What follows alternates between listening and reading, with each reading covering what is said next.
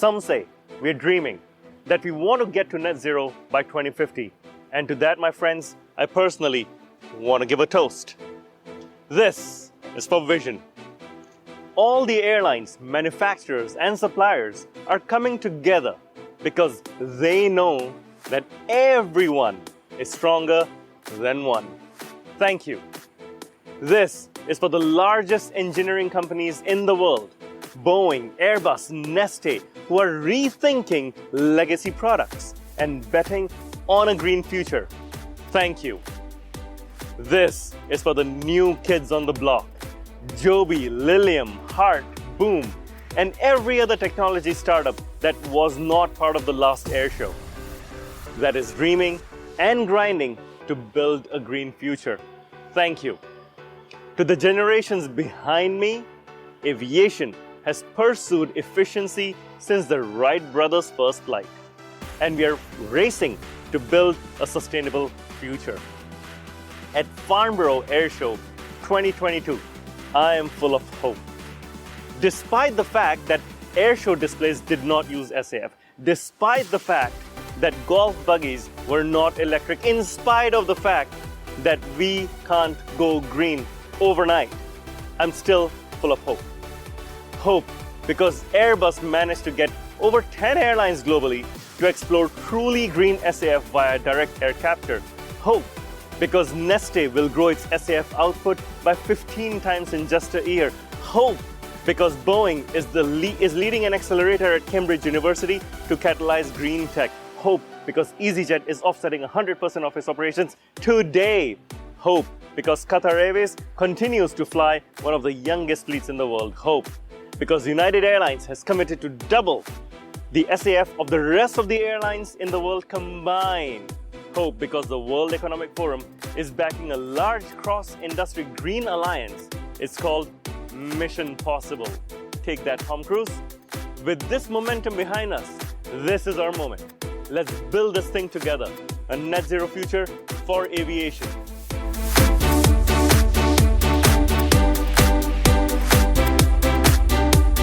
In this special episode recorded live at Farnborough Airshow 2022, I speak with top aviation executives on what gives them the most hope about a net zero future for aviation. I also ask them what is the one initiative that they're most excited about getting us to a sustainable future. I speak with Bradshaw from Pratt & Whitney, Arturo Barreira from Airbus Latin America, Jane Ashton from easyJet, Jonathan Wood from Neste, Laia Barbara from World Economic Forum, Lauren Riley from United Airlines, Nicolas Chrétien from Airbus, Patrick Baudis from MHI RJ, and finally Sheila Remes from Boeing on what is it that we can do and they are doing to get us to a net zero future. Enjoy this episode.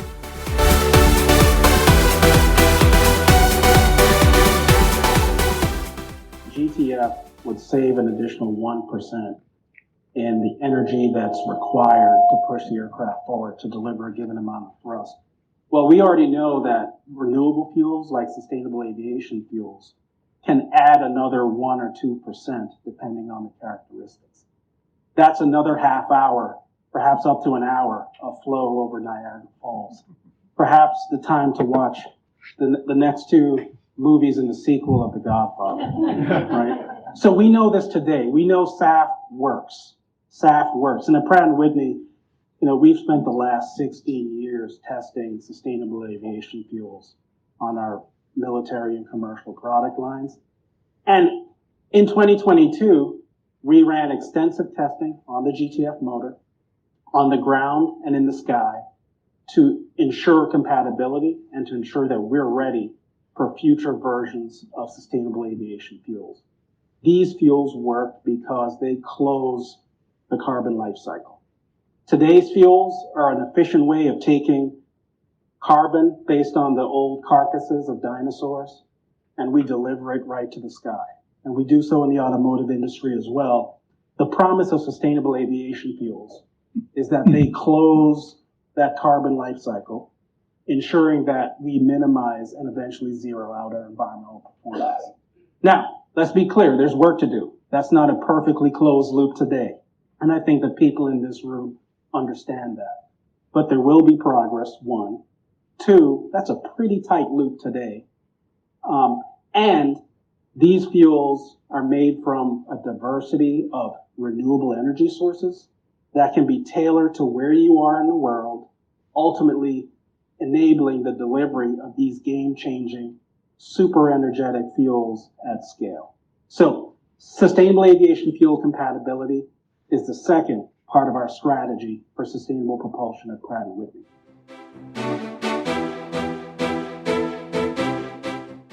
What is interesting is that what we have seen is as soon as you lift restrictions and all that, the people come back and fly. And we have seen at this air show, it was the first big air show after the pandemic, and we saw a lot of people come in. Yesterday we were in a reception, it was massively attended. So you see that the people want to connect and discuss, and doing business, especially in my region, is a lot about face-to-face connections and discussions. Absolutely, and Airbus, of course, has a lot of initiatives that are being run in parallel, getting to this net zero goal. Which is the one initiative you are most excited about that has the biggest potential? So, the most exciting is having a brand new aircraft that has zero emissions. I mean, that is, the kind of most exciting because is going outside of the current, let's say, box. But it will not be, again, something that we'll solve. I think before we get there, the objective is to have an aircraft at zero by the middle of next decade. It's a long time. Before that, we need to have a lot of things going up, like SAF. As we want to certify 100% SAF in our aircraft by the end of the decade, but we need to cooperate with all the stakeholders. This is not a competition between A and B. This is something that we need to work together with our airlines, with our partners, to develop SAF and all that, because that is what I would say one of the largest chunk of going to the net zero. Absolutely. This is becoming a bit like safety, where the industry works together to raise the bar for safety, and same with sustainability. Let's work together. It's not a competitive advantage that we're trying to get here. Absolutely. I think this is something, safety and sustainability and the world is something that we need to fight all together. Well, we're working very hard on a net zero pathway at the moment, starting to shape that and implement that. And I think what's really gratifying is that 2-3 years ago when we started to look at this, there was so much that was still unclear. And as we move forwards, much of that clarity is becoming clearer how we can move towards net zero. The pathways, the different levers, the extent of the different levers, the timing of the different levers, that's all becoming much clearer. So there is a pathway forward. It's not as fast as we'd like, but there is a pathway forward. And on that path, one of the things that easyJet currently does is offset 100% of your flights. So you are carbon neutral, net neutral today, isn't it? Well, yes, we are the only European airline to offset 100% of the carbon we emit. Both our Scope 1 and our Scope 2 carbon emissions. However, our pathway to net zero, we've aligned with the Science Based Targets initiatives.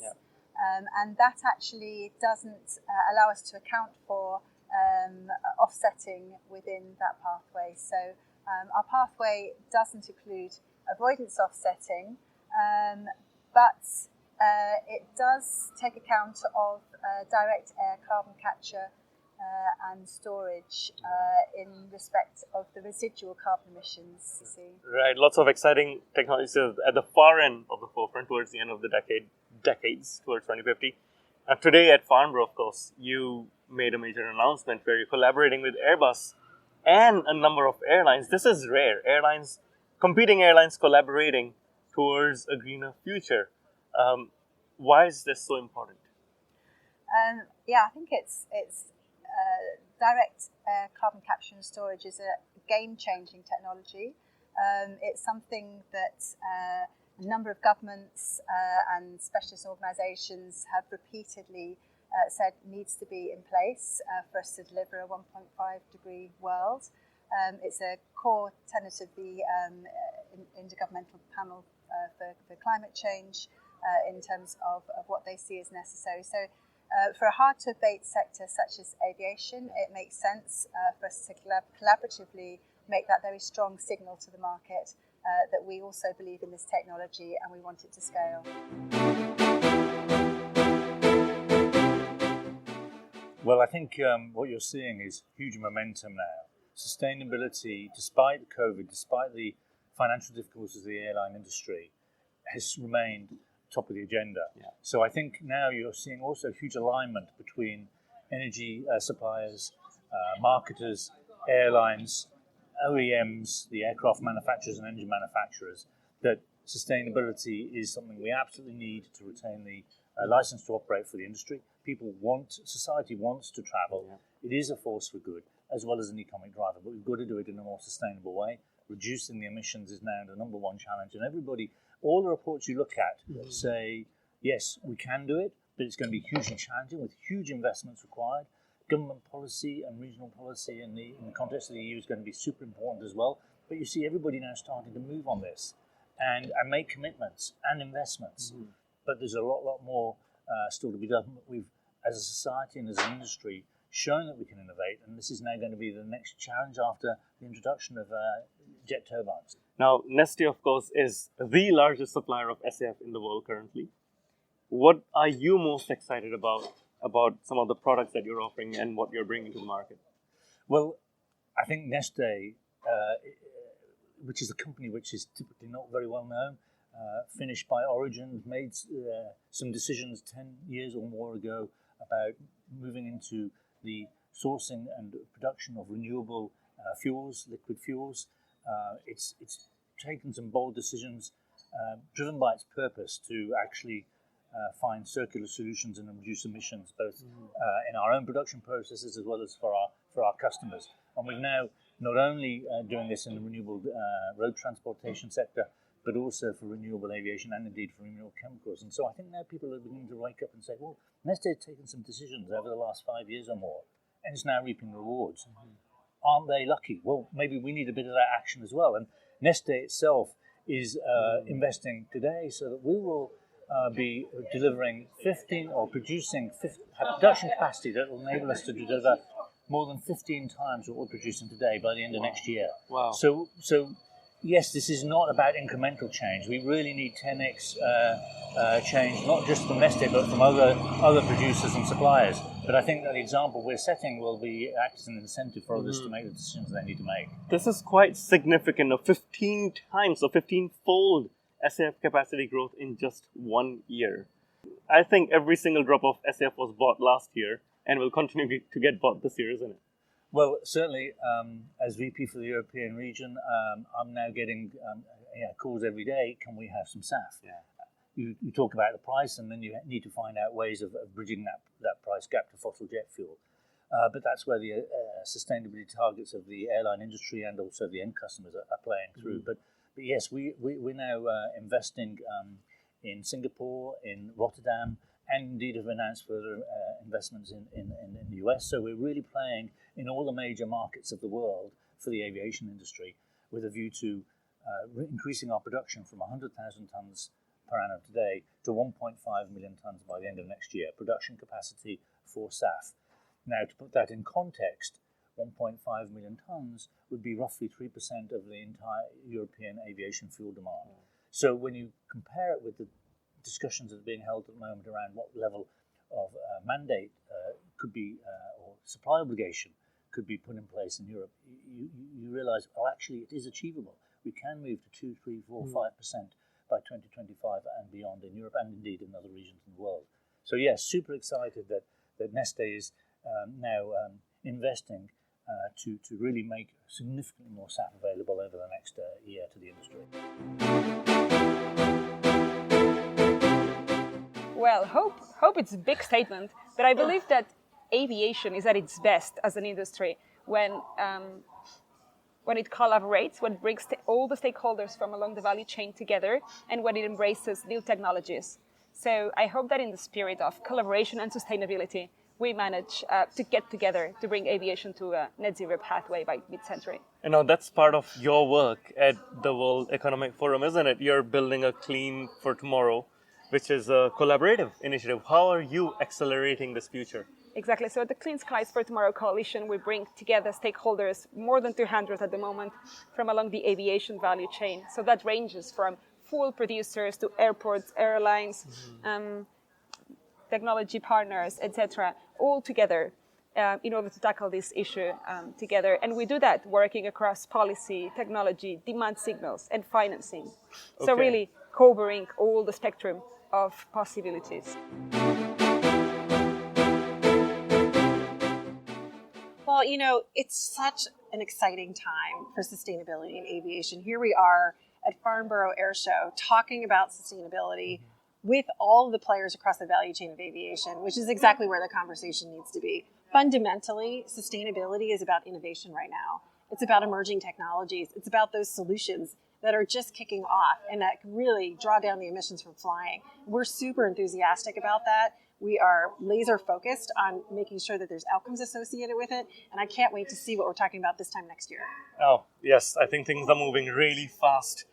You talk about laser focus. I know United is very clear about what you're doing and what you're not doing. You're not doing offsetting. You are doing SAF. You're doing electric aviation. Why no offsetting? Well, for us, it was pretty much a principled decision. We have a lot of work to do within the industry. We have to focus on those technologies that we think will drive permanent change. And it felt a little disingenuous to us to check the box to say that we're successful in green when, in fact, we haven't changed anything about our business. So we really do want to drive the emissions permanently out of aviation. In the progress you're talking about, United has been at the forefront. You've got Boom, you've got Heart, you've got SAF, twice the global average. What is the one initiative that you're leading that you're most excited about? Well, I'm going to answer that in two ways because it's two sides of the coin. First, we stood up United Airlines Ventures, which enabled us to invest in all of these great solutions and technologies, which is really exciting. And so that is a way for us to signal to the market that we believe these early startups, these technologies, really could materially draw down emissions from flying. But second, what's most exciting as well is that this conversation is now happening in the boardroom. It's happening in the context of business strategy. It's not in isolation of the other decisions that are occurring across the business. And that's a fundamental shift in the way that we look at value-based approaches to business. And so that's really exciting. Well, I'm hopeful because, first of all, we've never actually talked as much about sustainability. You would have come to this air show, the last one was 4 years ago. This was nowhere. Yeah. It's at the forefront. So that's a hope for me. The second element is that we started building important commitments and real commitments. Again, less than a year ago, the industry decided to converge towards net zero by 2050. Yep. That's a strong commitment. Now, obviously, the challenge is how do we get there? Yeah. But the commitment, and actually under a real climate strategy, the commitment is the first step if you want you need to make progress. That's fantastic. What is the one Airbus initiative around sustainability that you're most excited about? I think there are plenty of initiatives, but I think the level of commitment we've taken is certainly one that I'm very proud because this goes beyond any single initiative. So we are partnering, we're joining alliances, we are investing actually in several projects. DAC is an illustration of it. So we've actually invested and signed up to take up commitments for 400 kilotons of I would say negative carbon emissions over a 4-year period.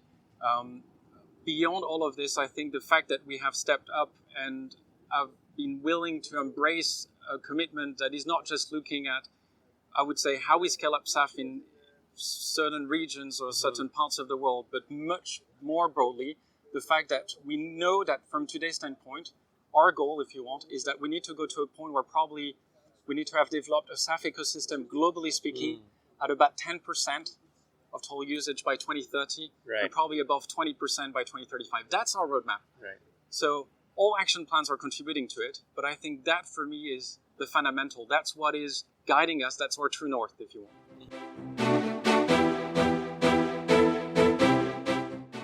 You know, I think in the end, the industry got together and started to act together on that subject. It's been there for a while, but now people are really meaning, to get into net zero. First, there was this IATA declaration.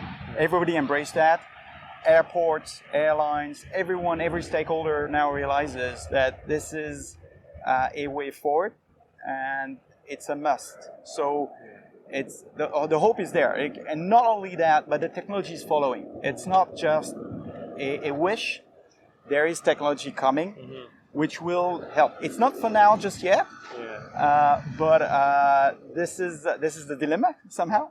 But there is big thing coming for aviation, and I'm excited because we've not lived that era, I'd say, since the 50s, where we moved into the jet era.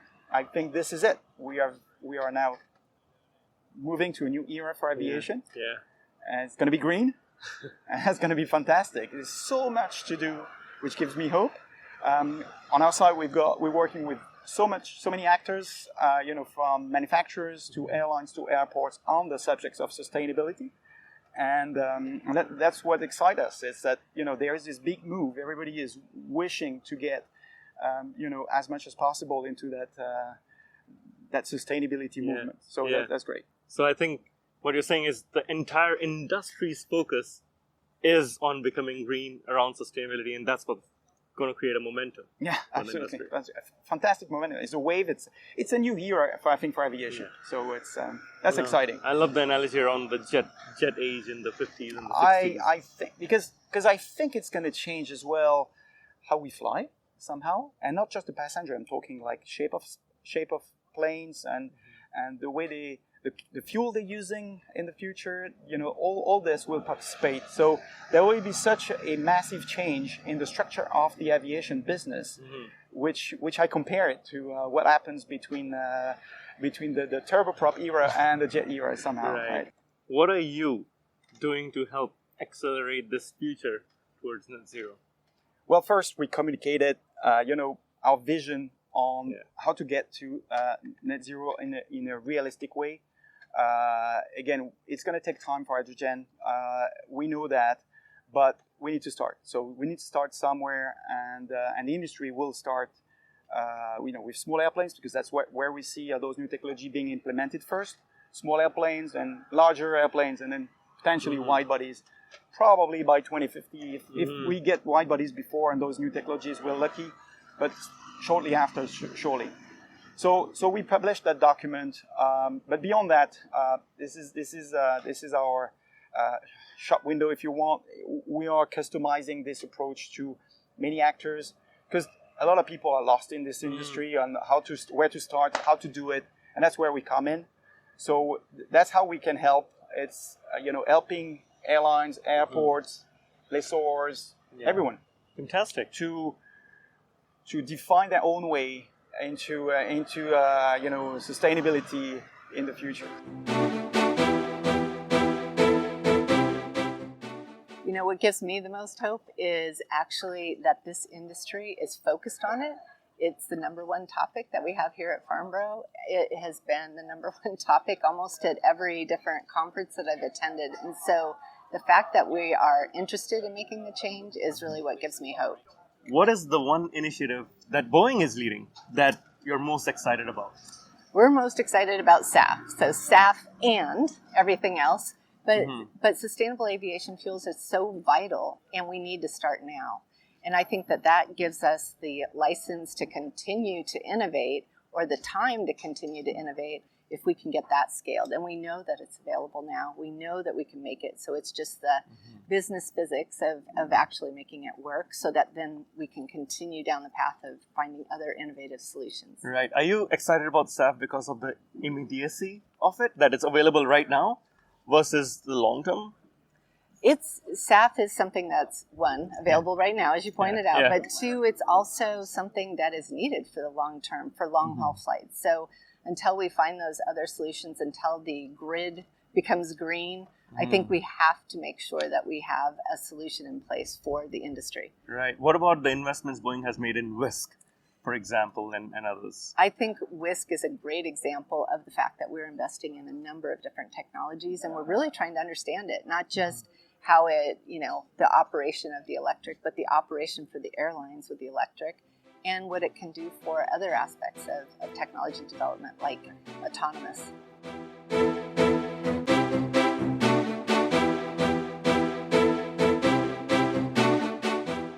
Thank you for listening to this episode of Sustainability in the Air, the world's first podcast dedicated to sustainable aviation. We hope you liked it and will share it with your network. Please also leave us a review. Awareness is the key to a green future.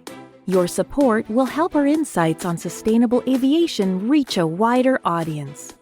You can also write to us at podcast@simpliflying.com. And for more content on sustainable aviation, please visit our website, simpliflying.com, and join the movement.